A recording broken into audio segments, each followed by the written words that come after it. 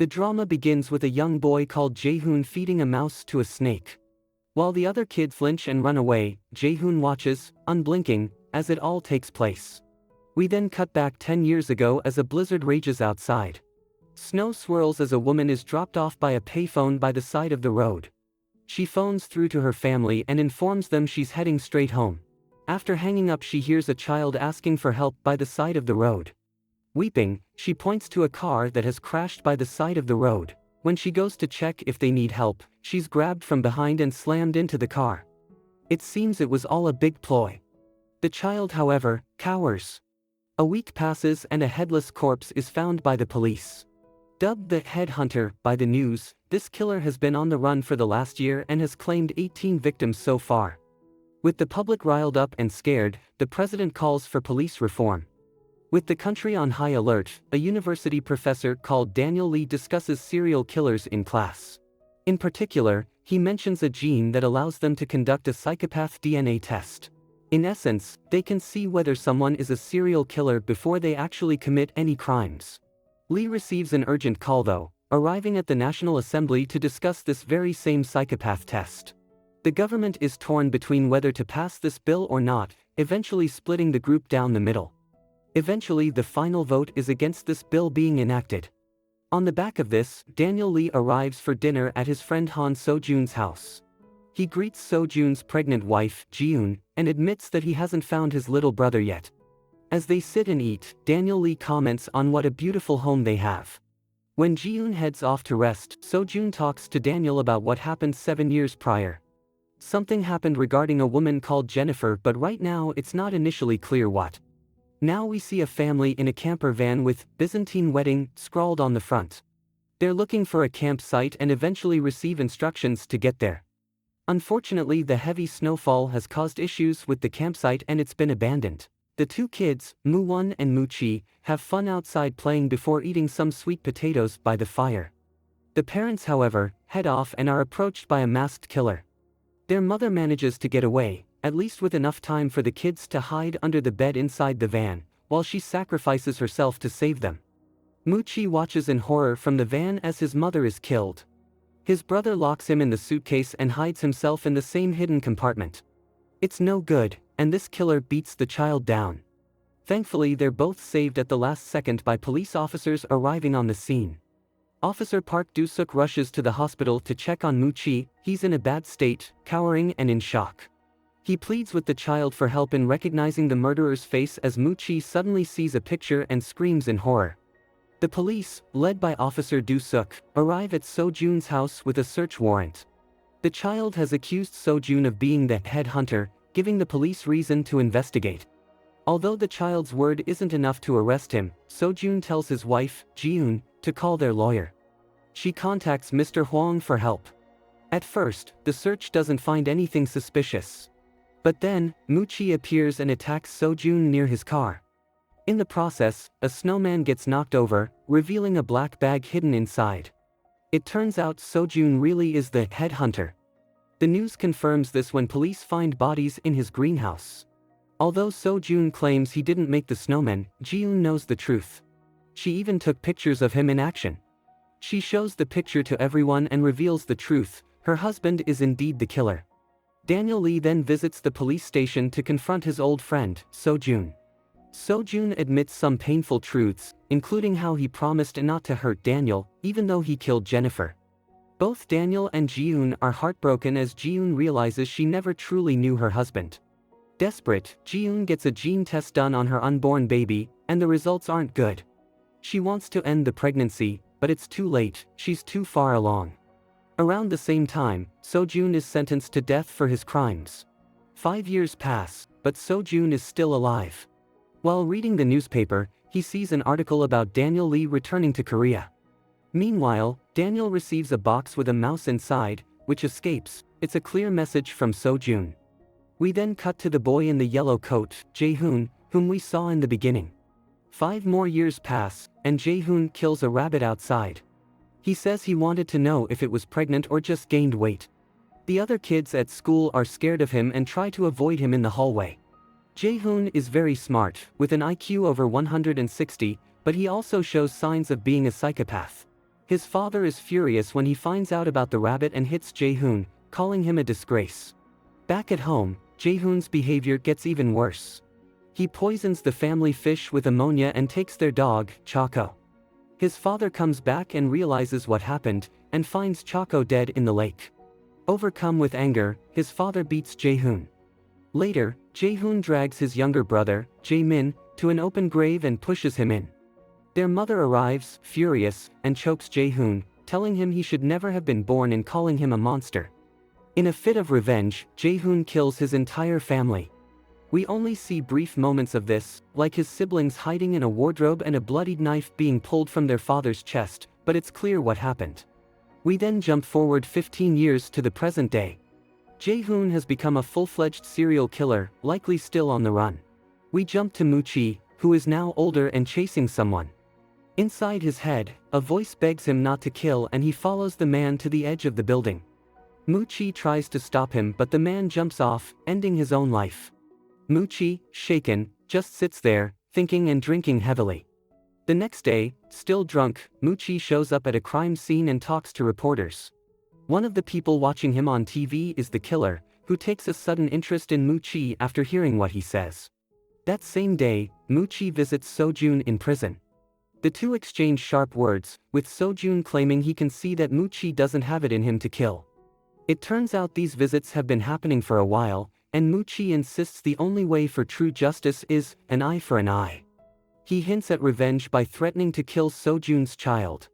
Meanwhile, a new prison guard named Chi-kook escorts Seo-jun back to his cell. The next day, while helping a rookie, Jung Ba Reum, with some heavy lifting, Chi-kook points out Seo-jun in the yard, calmly reading a book. It becomes clear that Seo-jun is secretly rallying the prisoners against the guards. That night, during a magic show in the prison assembly hall, things go terribly wrong. Chi-kook is found badly injured and bleeding, barely clinging to life. Seo-jun offers to help and, with no other option, the guards allow him to use his medical skills to save Chi-kook's life. After stitching him up, they rush Chi-kook to the hospital. The doctors notice 2 of his fingers are missing, but luckily they find them at the crime scene and rush them into surgery. Chi-kook survives, and it becomes clear that someone working for Seo-jun was behind the attack. Meanwhile, Moo-chi spots footprints at the crime scene and heads back to the station. There, he finds out the officers already have a suspect and a witness. But Moo-chi tells them they've got the wrong guy, pointing to the suspect's shoe size as evidence. Joining Moo-chi is Choi Hong-ju, a TV reporter. Moo-chi tries to get rid of her, but she has incriminating photos of him gambling, which she uses to force him to let her stay involved. Reluctantly, Moo-chi agrees to let her tag along. Together, they return to the crime scene to figure out what happened. They reenact the position of the body and notice that the victim's middle finger is pointing towards something. It turns out it's aimed directly at the church across the street. They then visit a boxing ring where a burnt body was found. Once again, the open window points toward the church, just like the last crime scene. After noticing that the killer took items from both scenes, Moo-chi concludes that this is the work of a psychopath. Hong-ju, after a tough day, edits her TV show and eventually broadcasts it. Our mysterious psychopath happens to be watching from home. As he clenches his fist in anger, the scene shifts to another crime. At a construction site, the police discover the body of a homeless man in his 50s. It is estimated he's been dead for 15 days, but this is just the start. We hear the serial killer's thoughts as he plans to pick an easier target next. Nearby, the police also find a dead cat. Ba Reum is so disturbed by the sight of the dead cat that he vomits. After listening to her grandmother talk about Ba Reum, Oh Bong-yi leaves home and runs into Ba Reum. He warns her about the killer and suggests she put medicine on a cut on her hand. Bong-yi is embarrassed and quickly leaves. Ba Reum meets Bong-yi's grandmother and notices her swollen ankle. He advises her to rest at home and not put any weight on it, offering to pick up Bong-yi whenever it rains. Later, Bong-yi crosses paths with Moo-won, who has found comfort in his faith. Bong-yi keeps a dark secret hidden. Her puppy was harmed in the past, and the killer taunted her, promising they would meet again. Meanwhile, Moo-chi is called to another crime scene. This time, a woman has been hung by a noose. She's wearing items taken from other victims, but she also has a watch that doesn't match any known victim. There's no church or cross nearby, but Moo-chi notices her middle finger pointing inside her mouth. When he looks inside, he finds a cross etched on the roof of her mouth. There's also a message on the ceiling written in blood. The killer congratulates Mu-chi on a job well done and claims this was a gift for him. After visiting his father, So-jun, in prison, Sung Yo-han returns to the hospital and spots Ba Reum from across the main hall. Professor Lee leaves the police station and looks up at the neon cross on a church in the distance. This reminds him of the headhunter, which leads him to visit Ji-yoon. Their conversation is brief, but Ji-yoon firmly tells him that he's wrong about her son being a psychopath. Determined to find out the truth, Lee goes to the hospital and sees Sung Yo-han handling a gang member. Yo-han holds a scalpel to the man's neck, stopping the threat. But this is just the calm before things get worse. Meanwhile, Mu-chi is focused on finding the psychopath who taunted him. At the crime scene, he finds an important clue, a used coffee sachet on the ground. Ba Reum catches up with Mu-won and informs him that Chi-kook still isn't doing well. Mu-chi shows up and angrily confronts his brother. He's upset that Mu-won has been trying to make peace by sending food and blames him for their parents' deaths. This explains the tension between them. Their argument is interrupted by Ba Reum, who informs them that Chi-kook's watch was found at the crime scene. Mu-chi doubts that So-jun's helper in prison is responsible, so he organizes a search of the prison for Chi-kook's clothes. Inside, Mu-chi and Ba Reum discuss the timeline of events from that day. There's a 50-minute window during lunch break when Chi-kook could have been stabbed and hidden in the box. However, something doesn't fit. Every victim so far had their middle finger raised, as if giving an offensive gesture toward God. But Chi-kook didn't. With the investigation still open, Ba Reum asks Mu-chi if he can join the case. Mu-chi refuses, asking if Ba Reum has ever actually met a psychopath before. This cuts their conversation short. Ba Reum then goes to pick up Bong-yi. Bong-yi teases him, saying it feels like they're on a date and asks if he wants to marry her. Sadly, Ba Reum turns her down, saying he sees her as more of a little sister. At the police station, Bong-yi waits outside but hesitates about going in. It turns out she knows Mu-chi and has been waiting for him. The next day, Bong-yi visits Ba Reum's home. She's amazed at how big it is, and Ba Reum explains that after his parents died, the insurance money paid for the house. Bong-yi hands him some food and jokes that she killed the bird he's eating. Shocked, Ba Reum rushes to the bathroom to throw up, while Bong-yi laughs, seeing it as her way of getting back at him. Mu-chi is lost in thought but is frustrated when a colleague messes up the evidence by putting the coffee sachet in his mouth. Soon after, Mu-chi hears news of the investigation and suspects Choi Hong-ju is involved. His reasoning, he rejected her when she asked him out at a murder scene. However, Hong-ju may have found a lead, an article about a detective who was known for destroying evidence. Meanwhile, Lee makes a risky move and sets up a private meeting with Yo-han to talk about the murders. They decide to meet at a fairground at night. While inside a Ferris wheel, Lee is killed by a masked man. It's unclear if it was Sung Yo-han, but it seems like a bad decision on Lee's part. Later, Mu-chi hears from Ki-hyuk that the police are keeping Lee's murder quiet. Mu-chi retraces Lee's steps, checking his hotel and reviewing CCTV footage. He sees a woman visited Lee an hour before he left, giving him a new lead to follow. Bong-yi's grandmother goes through her things and takes out a journal and a knife wrapped in newspaper. She vows to be ready when Duk-soo is released from prison in 2 months. After getting rejected from a cleaning job, Bong-yi's grandmother answers a call at the office, telling them that the person is in the bathroom. She writes down an address and heads over, only to find it's Yo-han's house. When she arrives, Yo-han tells her to stop cleaning and leave, but she insists on letting her clean. On his way out, she kindly suggests he wear a jacket before going out. As a thank you, Yo-han has left her an envelope full of money. Surprised and happy, she decides she wants to keep working there for a while longer. Later, Yo-han meets with Mu-chi, who immediately questions his alibi and story.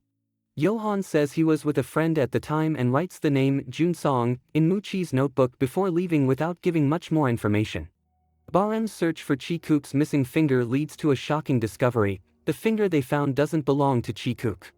Realizing there's a church in the correctional facility, Mu-chi and Ba Reum rush there and find a blood-stained uniform and a knife. It's clearly a message from the killer. Meanwhile, Bong-yi's grandmother finishes cleaning at Yo-han's house but leaves in a hurry, forgetting her money. While she was in the basement, she discovered photos of the girl who was previously murdered. Thinking this could help Ba Reum with the investigation, she took the pictures. However, Johan realizes what she's found and follows her. Bong Yi's grandmother realizes someone is after her. Ba Reum notices a missed call from her and rushes to find her, only to encounter Johan. They wrestle in the street, but as Ba Reum chases Johan, he's hit by a car and passes out. Meanwhile, Bong Yi's grandmother tries to escape the killer, but it's no use. The killer stabs her and leaves her to bleed out, not delivering a fatal blow immediately but allowing her to die slowly. At the same time, Muchi hears from the captain and races to another crime scene. On the way, they run into Bong Yi waiting by the bridge, and they give her a ride. After dropping her off, they arrive at the scene and find Bong Yi's grandmother dead. Muchi is devastated and rushes outside, where he sees Bong Yi standing in shock. He tries to stop her from going inside, but it's too late. Her grandmother's body is brought out on a stretcher, and Muchi reluctantly allows Bong Yi to identify her. At the hospital, Ba Reum gives Muchi his statement. He shares important clues, like the fact that the killer was left-handed and smelled of mint, pointing further suspicion toward Johan. But before Muchi can ask more, a police officer arrives and tells him to stop. It's been 2 months since the murders started, and the police are no closer to solving them. With no dash cam or CCTV footage in the area, Muchi only has Ba Reum's statement to go on, and witness accounts are often unreliable. Luckily, there's one camera that might have caught something. Muchi and Ba Reum go door to door, asking people if they saw Bong Yi's grandmother in the area. Unfortunately, a cleaning lady chooses to stay silent because her boss hires illegal immigrants, and she doesn't want to cause trouble. The investigation gets more intense as Muchi organizes 3 teams to help. While they sift through CCTV footage, Bong Yi mourns her grandmother, feeling guilty about the last things she said to her. Meanwhile, the CCTV team tells Muchi they've spotted Bong Yi's grandmother, leading the team to investigate around Johan's house. Muchi starts suspecting Johan is involved and decides to focus on him. Before Muchi can act, he gets a call from his boss, ordering him back to the office. The whole country is waiting for his statement, and since he's a target of the killer, he has to stay at the station. Instead of writing his statement, though, Muchi falls asleep. During this time, another child goes missing from an amusement park. Muchi finally gives his statement on live TV, but during the broadcast, the killer calls him. The killer mocks Muchi, telling him to figure out why he chose this child as a victim. He hints that he has a specific method for choosing his victims, and if Muchi can figure it out, he might save the child's life. This time, the killer demands a ransom, warning that if it isn't paid by 11 p.m. on Friday, the child, Hankook, will die. Using a past case, the BTK killer, as inspiration, Muchi plans to lead a dramatic investigation to find out who's responsible. With only 4 days to solve this, things get even more complicated when Muchi's phone call with the killer is leaked to the media, making him the center of attention. Back at the police station, Muchi meets Do-suk, who warns him not to take this killer lightly. With public pressure mounting, the authorities decide to cancel the show Muchi was planning. Feeling overwhelmed, Muchi decides to quit his job out of frustration. Just then, Hankook's mother arrives and passionately urges him to keep fighting and find the truth. Her words inspire Muchi to stay on and begin piecing together the clues he has. He discovers that an insect was found lodged in one of the victims' throats. As the victims come from very different backgrounds, the group struggles to see how everything connects. For now, Muchi goes on air to host his show, but another victim turns up. This man appears to have been dead for several days, and the detective notices his watch is stuck at 8:10 p.m. on the 28th. Interestingly, the TV is tuned to the same channel that Muchi is broadcasting on. On live TV, Muchi challenges the killer, asking them to call in and explain why they've taken Hankook. Meanwhile, as Johan heads to the basement, we see Ba Reum standing in front of Hankook. During his live broadcast with Hongju, Muchi shows photos of the people that were murdered and tries to figure out a pattern among the victims. On air, he realizes that the killings are not random, there's definitely a connection. He suspects the killer is keeping trophies and leaving them at the crime scenes. As the show continues, live tips start coming in. One tip directly accuses Muchi of being involved in illegal gambling and accepting bribes from criminals. The caller's voice is distorted, and they mention that Muchi is a victim of the headhunter case. The mysterious caller manages to manipulate the broadcast, turning public opinion against Muchi, questioning his sanity, and highlighting his on-air outburst. After making an emotional appeal to the public and admitting he is indeed a victim, the station is interrupted by a delivery. A person in a motorcycle helmet arrives with a USB stick containing a video of Hankook, who appears to be tied up but very much alive. Just as Hankook's mother confirms his identity, another delivery comes in. Suddenly, Ba Reum calls and tells Muchi that the video is not the one he sent. In a flashback, we see that they plan to make a fake Hankook video to mislead the killer. In the present, Muchi and Ba Reum chase after the delivery guy, learning that he picked up the USB from a locker at the station. Ba Reum vows to investigate this himself. Muchi then receives CCTV footage showing a young boy placing the envelope in the locker. With this new information, he revisits the investigation board and eventually finds a link.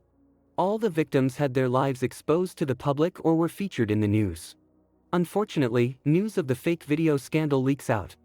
Experts examine the video and discover that Hankook has a burn mark on his neck, which is not visible on the child in the video.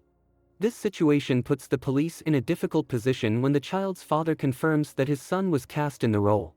Even worse, the footage from the station shows that Hankook and the courier used different lockers. As everything falls apart, the public turns against Muchi. The director orders them to end the live broadcast. Just then the killer calls Muchi to say he plans to kill Hankook once the show is over. Muchi finally realizes that all the murders are linked to fairy tales. As he makes this revelation, the killer calls, revealing the connection. It's all about the 7 deadly sins. This ties into the church and God, but it seems the killer is actually targeting people because they don't display these sins. Bong Yi's grandmother was a victim who didn't fit into this plan at all.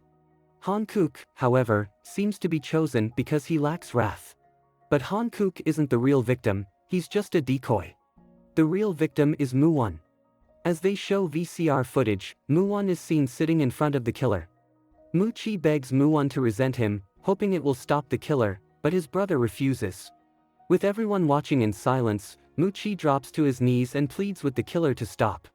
Unfortunately, it doesn't work. Muwon is killed on live TV.